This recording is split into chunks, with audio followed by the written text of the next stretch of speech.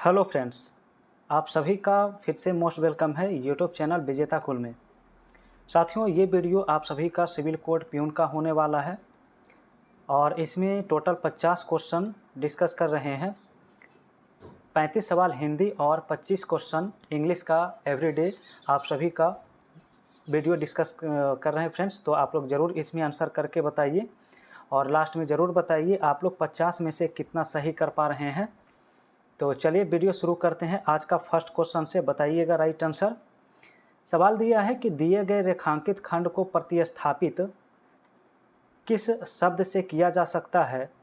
Option है निराकरण का। यहाँ पर देखेंगे जो शब्द दिया है तो कौन सा ऑप्शन निराकरण जो है इसे प्रतिस्थापित कर सकता है। तो निराकरण का मतलब होता है समाधान करना, यानी समाधान इसका उत्तर हो जाएगा ऑप्शन बी में। 2 में लिखा है इष्ट शब्द का विलोम शब्द बनाइए, क्या होगा। इष्ट का उल्टा जो है अनिष्ट होता है, याद रखिएगा। ऑप्शन बी राइट होगा, अनिष्ट। नेक्स्ट है 3 नंबर में लिखा है अंधे के हाथ बटेर लगना, इस मुहावरे का अर्थ क्या होता है। तो इसका अर्थ होता है एकाएक लाभ होना, ऑप्शन नंबर सी। क्वेश्चन 4 में दिया है रिक्त स्थान को भरने के लिए उपयुक्त शब्द का चयन करें और क्वेश्चन लिखा गया है मेरा ध्यान भाई की ओर था। तो यहाँ पर आप अगर भरते हैं कि मेरा ध्यान अपने भाई की तरफ था तो बिल्कुल सही सेंटेंस बन जाएगा, यानी ऑप्शन डी होगा। क्वेश्चन नंबर 5 लिखा बहुत सी भाषा को जानने वाला के लिए एक शब्द बताइए, क्या होता है। जो बहुत भाषा जानता हो उसे बहुभाषाविद कहते हैं, ऑप्शन बी होगा। नेक्स्ट क्वेश्चन 6 है लिखा है जो भेदा या तोड़ा नहीं जा सके उसे क्या कहा जाता है। जिसे भेदा या तोड़ा नहीं जा सके तो उसे अभेद्य कहते हैं। हालांकि ऑप्शन बी में अभेद है तो अंतर है दोनों में। अभेद्य ऑप्शन ए करना राइट आंसर होगा इसका, ठीक है। क्वेश्चन नेक्स्ट है 7 नंबर में, यहाँ पर त्रुटि बताना है। लिखा है कि कहाँ पे त्रुटि है। क्वेश्चन है वर्तमान युग कंप्यूटर तथा सूचना प्रौद्योगिकी की युग है। तो फ्रेंड्स यहाँ पर एरर है, सूचना और प्रौद्योगिकी की युग नहीं, यहाँ पर होगा का युग। तो यानी एरर जो आ जाएगा ऑप्शन सी में उत्तर हो जाएगा इसका, ठीक है। चलिए नेक्स्ट क्वेश्चन देखेंगे और आपका नेक्स्ट क्वेश्चन 8 है। 8 में दिया है पराधीन शब्द का विलोम शब्द बताइए, क्या होता है। पराधीन का मतलब गुलाम होता है और स्वाधीन का मतलब स्वतंत्र, तो आंसर इसका बी हो जाएगा। नेक्स्ट क्वेश्चन 9 है लिखा सर्प का पर्यायवाची शब्द बताइए, क्या है। तो सर्प का पर्यायवाची शब्द होता है व्याल, ऑप्शन बी होगा। क्वेश्चन नंबर 10 है लिखा चोली दामन का साथ होना, इस मुहावरे का अर्थ क्या है। कई बार डिस्कस कर चुके हैं। चोली दामन का साथ होना मतलब होता है घनिष्ठ संबंध होना। सवाल नंबर 11 लिखा है सही वर्तनी वाले शब्द का चयन करें, यानी परिवार जो है वो किस प्रकार लिखा जाता है। तो ऑप्शन सी में लिखा हुआ बिल्कुल राइट होगा यहाँ पर, शुद्ध वर्तनी में। नेक्स्ट क्वेश्चन 12 है लिखा है सही वर्तनी वाले शब्द का चयन करें। तो 12 का आंसर देखिए सम्मुख जो होता है वो ऑप्शन ए में लिखा हुआ सही होता है। अब यहाँ पर 13 से 17 तक देखिए गद्यांश का सवाल है, तो इसे आप लोग पढ़ के फ्रेंड्स आंसर ज़रूर मिलाइएगा।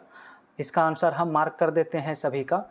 13 का आंसर ऑप्शन सी करना होगा, उपेक्षा इसमें होगा।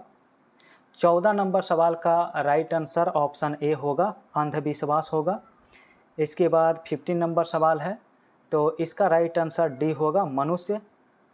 और 16 नंबर सवाल का देखिए जो फिलर्स है तो इसका आंसर बी होगा, लक्ष्य।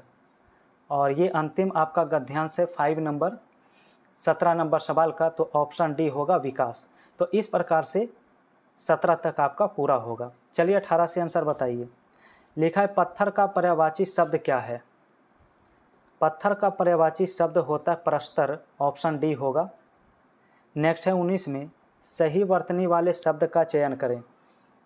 तो 19 का आंसर देखिए औदार्य जो लिखा हुआ है ऑप्शन डी में बिल्कुल शुद्ध है।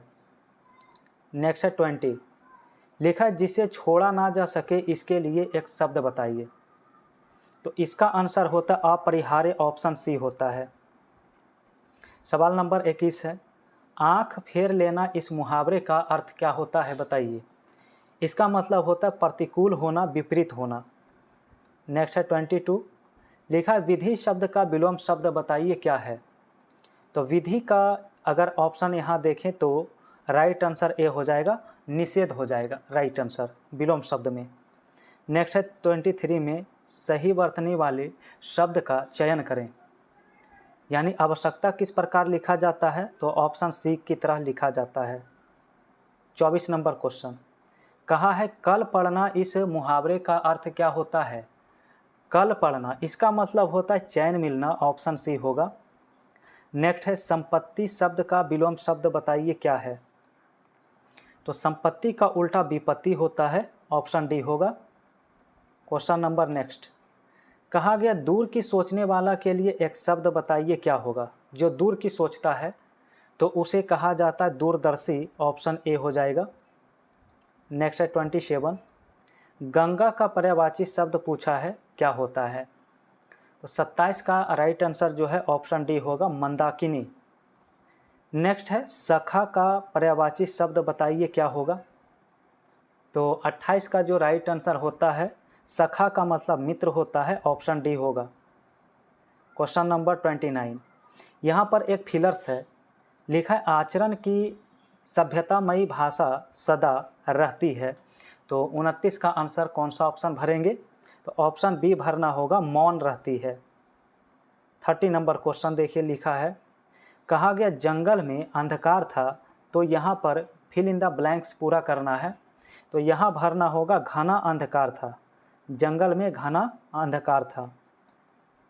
30 नंबर क्वेश्चन, लिखा है कौन सा शब्द जो है इसमें तद्भव है।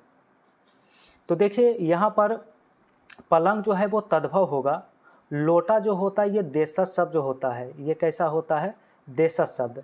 तो आंसर इसका डी होगा। और इसकी तत्सम शब्द की बात करेंगे पलंग का, तो परलंग होता है, इसलिए तद्भव पलंग होगा। नेक्स्ट है 32, लिखा है नील कमल में कौन सा समास होता है बताइए, 32 का आंसर। तो नील कमल जो है अर्थात नीला है जो कमल, तो विशेष्य और विशेषण का यहाँ पर बोध हो रहा है, इसलिए ये कर्मधारय समास में आएगा। सवाल नंबर 33, लिखा निम्नलिखित शब्दों में किसमें व्यंजन संधि है। तो व्यंजन संधि यहाँ पर आपका दिगंबर होता है, दिक्क जोड़ अंबर इसका संधि विच्छेद बनता है, ऑप्शन बी हो जाएगा राइट आंसर। सवाल नंबर 34, लिखा है पेड़ से पत्ता गिरा, तो इसमें से जो है कौन सा कारक है। तो पेड़ से पत्ता गिरा अर्थात अलगाव का बोध हुआ है, आंसर बी होगा आपादान कारक।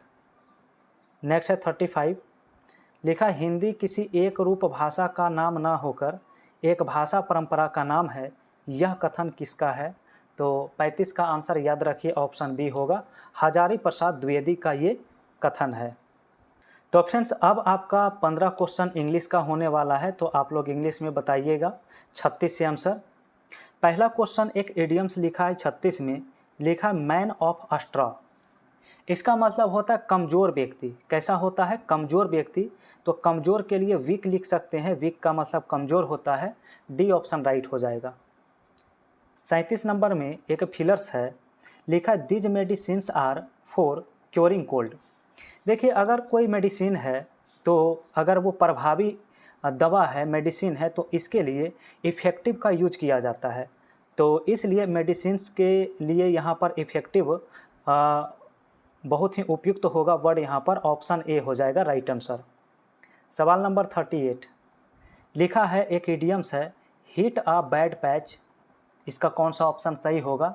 तो हिट अ बैड पैच का मतलब होता है कठिन परिस्थिति से गुजरना, कठिन परिस्थिति से गुजरना, यानी हो जाएगा एक्सपीरियंस्ड डिफ़िकल्टी, यानी ऑप्शन सी उत्तर होगा। क्वेश्चन नंबर 39, लिखा है साइनो बताइए एन्वाय का। तो एन्वाय का मतलब होता है क्रोधित, खींचना, दुख, सताना, ये सभी इसका अर्थ होता है। और साइनो की बात करेंगे तो यहाँ इरिटेट हो जाएगा, इरिटेट इसका साइनो हो जाएगा, ठीक है।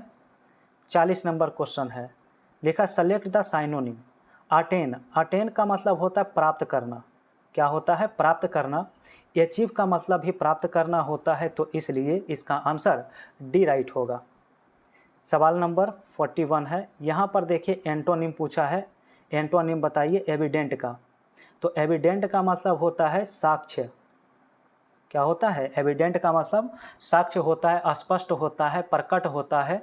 ठीक है, तो यहाँ पर राइट आंसर इसका ऑब्सक्योर बनेगा।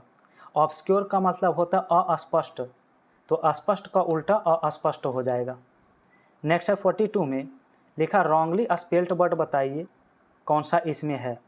तो फ्रेंड्स इसमें सभी जो लिखा हुआ ऑप्शन में है, गारंटी, ग्रैंड्योर, गवर्नमेंट और ग्रेटफुल, ये सभी का सभी राइट मीनिंग लिखा हुआ बिल्कुल सही है। इसलिए ऑप्शन ई में आप यहाँ पर ऐड करना होगा, नन ऑफ दीज लिखना होगा, इनमें से कोई नहीं। तो ऑप्शन इसका ई होगा, इनमें से कोई नहीं, नन ऑफ दीज, क्योंकि सारा मीनिंग इसमें सही लिखा गया है।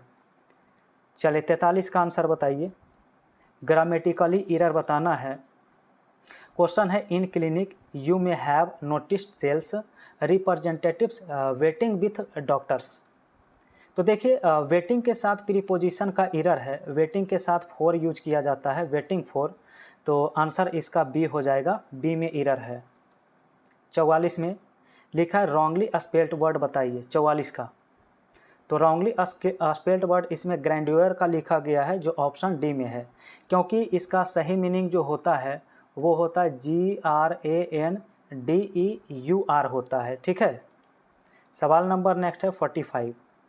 इसमें लिखा है बीट अबाउट द बस, तो इसका अर्थ होता है घुमा फिरा कर बात करना। To avoid coming to the point, यानी कि ऑप्शन बी हो जाएगा राइट आंसर। नेक्स्ट है 46, लिखा है अ सॉल्यूशन और रेमेडी फॉर ऑल डिजीज, यानी इसे रामबाण कहा जाता है, सभी रोगों का इलाज। तो रामबाण के लिए यहाँ पर आंसर पैनेसिया लिखना होगा, ऑप्शन नंबर डी में। ठीक है, सवाल नंबर नेक्स्ट है 47। इसमें एंटोनिम बताना है मॉरनफुल का एंटो क्या होगा। तो इसका मतलब होता है शोकपूर्ण। मॉरनफुल का मतलब होता है शोकपूर्ण, दुखपूर्ण, इस प्रकार से होता है।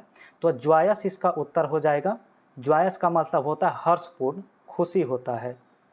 48 का आंसर बताइए, वन वर्ड सब्स्टिट्यूशन है। A person of unconventional and slightly strange view और बिहेवियर, यानी इसका मतलब होता है विलक्षण वाला व्यक्ति, सनकी, इस प्रकार से। तो एक्सेंट्रिक हो जाता है, राइट आंसर इसका सी हो जाता है, एक्सेंट्रिक। क्वेश्चन नंबर 49 है, लिखा गया है idioms to take heart. Question दिया है टू टेक हर्ट, इसका मतलब होता है हिम्मत ना हारना, हिम्मत ना हारना। ठीक है, हिम्मत नहीं हारना या फिर प्रोत्साहित होना, यानी इसका आंसर जो है हो जाएगा टू गेन कॉन्फिडेंस, यानी ऑप्शन सी हो जाएगा right answer, to gain confidence. और ये अंतिम सवाल है 50, जिसमें लिखा गया है the wages of daily workers are fixed according their skill.